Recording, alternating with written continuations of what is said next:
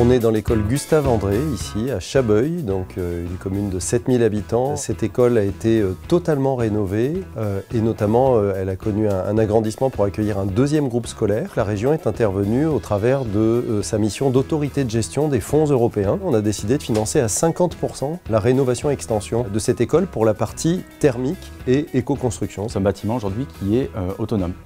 Autonome dans sa consommation d'énergie, il bénéficie de panneaux solaires sur sa toiture, il est fait avec des matériaux bois, en local évidemment, et qui permet aujourd'hui de produire lui-même son énergie, de se chauffer tout seul. La première compétence des communes, c'est les écoles. Le premier sujet aujourd'hui, avec les différentes crises énergétiques, c'est les écoles aussi.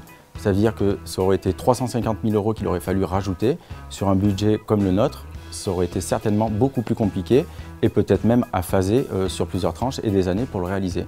Il a pu se faire en une seule opération. Il y a plusieurs fonds européens qui sont utilisés. Dans la délégation que j'ai l'honneur d'avoir, il y a le FEDER, il y a le Fonds de transition juste, il y a le Fonds social européen. Et donc avec ces trois fonds, on a 880 millions d'euros sur la durée du mandat à distribuer aux acteurs de la région qui vont investir dans des domaines aussi différents que le développement économique, la recherche, l'innovation, mais aussi le tourisme, dorénavant aussi les sujets de la santé. La région, c'est l'interlocuteur des porteurs de projets et ça permet de faire grossir des projets, évoluer des projets, faire effet levier sur un certain nombre de territoires, sachant que sur la programmation qui est en cours, le président Laurent Wauquiez a vraiment souhaité qu'on oriente les fonds essentiellement vers les territoires ruraux. Sur la programmation 2021-2027, il y a 880 millions d'euros FEDER, FSE, FTJ, et puis il y a près de 500 millions d'euros avec le FEADER qui est orienté vers l'agriculture, ce qui veut dire qu'on est à 1,4 milliard au total sur la durée du mandat. 1,4 milliard, c'est ce que la région investit chaque année. Donc